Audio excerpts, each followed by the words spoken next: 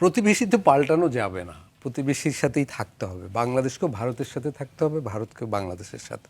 কিন্তু দুর্ভাগ্যের ব্যাপার কি, বাংলাদেশে যেমন ভারত বিরোধী রাজনীতি একটা বড় রাজনৈতিক পণ্য, ভারতেও বাংলাদেশ বিরোধিতাকে বিজেপি বড় রাজনৈতিক পণ্য করেছে। বিশেষ করে আসাম, ত্রিপুরা এবং পশ্চিমবঙ্গে এটা বেশ বড় পণ্য।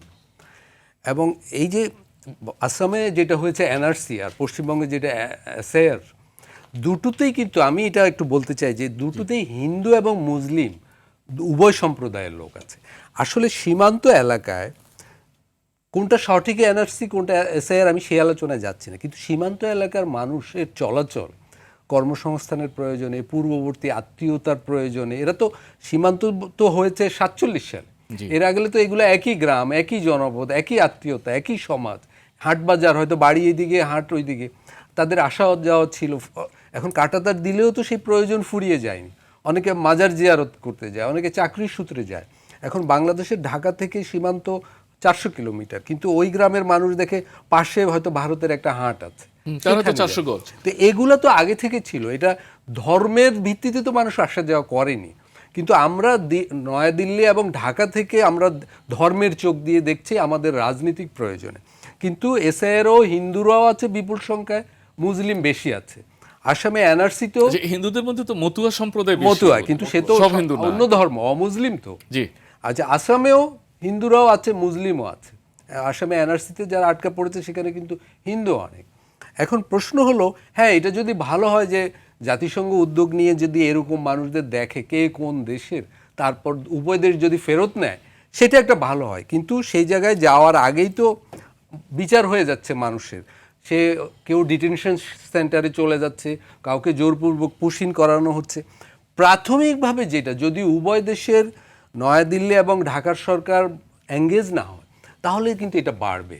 এটা আমরা আসলে যতই চাইবো যে বিশ্বের অন্য অন্য শক্তি জড়ো হোক, বিশেষ করে মানবাধিকার সংগঠনগুলোকে এখানে আমি বলবো জড়ো করানোটা জরুরি, কিন্তু আসলে এই ধরনের সমস্যায় বিশ্বের বড় বড় শক্তিগুলো কতটা এগিয়ে আসবে বলা মুশকিল। তারা তো চাইবে যুদ্ধ হোক, কারণ যুদ্ধ একটা বড় ব্যবসা।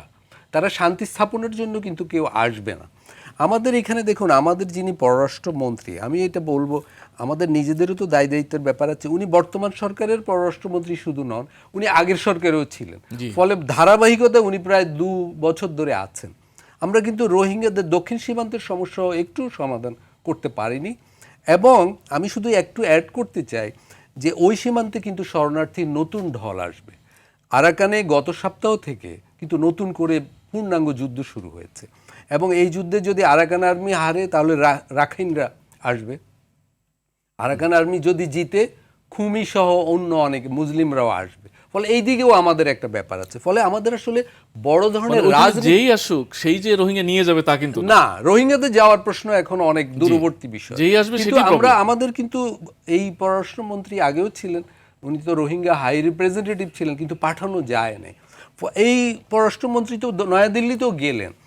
রাজনীতিকভাবে তো আগে উভয় দেশকে এঙ্গেজ হতে হবে। দেখুন, মানুষের লক্ষ লক্ষ মানুষের জীবন নিয়ে যদি আমরা দুদিকে রাজনীতি করতে থাকি, তাহলে অনেক অনেক শুভেন্দু অধিকারীর জন্ম হবে, হয়তো ঢাকায়ও আরও কয়েকজন শুভেন্দু অধিকারীর জন্ম হবে, কিন্তু সীমান্ত এলাকায় মানুষের দুঃখ কষ্ট তো মিটবে না তাতে। কিন্তু এই বিষয়ে আমি বলবো সর্বোচ্চ পর্যায়ে রাজনৈতিক উদ্যোগ দরকার বাংলাদেশের তরফ থেকে। যেহেতু আমরা এখানে একটু ভিকটিম অবস্থায় আছে, বাংলাদেশ ক্ষুদ্র দেশ হিসাবে একটা সমস্যায় পড়ে গেছে, বাংলাদেশের উদ্যোগ নিতে হবে। হ্যাঁ, জাতিসংঘে যেতে হলে যাবে, কিন্তু দ্রুত রাজনৈতিক উদ্যোগ দরকার, কারণ সীমান্তে। আপনি পররাষ্ট্রমন্ত্রীর কথা বলছিলেন, উনি এখন নিজেই তো জাতিসংঘ। হ্যাঁ, কিন্তু ফলে ওনার ক্ষমতা দেখানোর আরো সুযোগ আছে, এবং আমরা সেই ক্ষমতা তো দেখতেও চাই, কারণ বাংলাদেশ তো বিপদে পড়েছে। তো এখন এগুলো সীমান্তে এই ধরনের, যেটা রুশদ ভাই বললেন, এই 4000 কিলোমিটার সীমান্তে বাংলাদেশ কিন্তু যুদ্ধ পরিস্থিতি নিয়ে অনেক মাস চলতে পারবে না, কিন্তু ভারত হয়তো চলতে পারবে, তার বড় ইকোনমি বা তার রাজনৈতিক ইন্টারেস্ট অনেক বেশি। ফলে আমি বলবো বাংলাদেশের রাজনৈতিক উদ্যোগ নেওয়া উচিত, কূটনীতিক উদ্যোগ নেওয়া উচিত। এইটা ইভেন একটা সর্বদলীয় কমিটি আকারেও হতে পারে, এটা সংসদে আলোচনা হতে পারে। এগুলো কোনো বিএনপির বা সরকারের কিন্তু একার সমস্যা নয়, এটা একটা জাতীয় সমস্যা। ফলে এগুলো একটা জাতীয় অ্যাপ্রোচ থাকা উচিত, যাতে অন্য কেউ, কোনো সাম্প্রদায়িক শক্তি এটা নিয়ে অভ্যন্তরীণ রাজনীতি ঘোলা করতে না পারে। শুভেন্দু অধিকারীরা রাজনীতিক কার্ড খেলছে, এখন আমরাও কি সেটা খেলবো? এটা কি আমাদের জন্য খুব স্বস্তির ব্যাপার হবে আমাদের রাজনীতির জন্য? কিন্তু আমাদের অনেক রাজনৈতিক সংগঠন হয়তো ওইটা করার জন্য মুখিয়ে আছে। ফলে ওইটা অ্যাভয়েড করতে হলে সরকারের উচিত একটা সর্বদলীয় কমিটি করা, পার্লামেন্টে এটা নিয়ে আলোচনা করা, একটা জাতীয় অবস্থান তৈরি করা।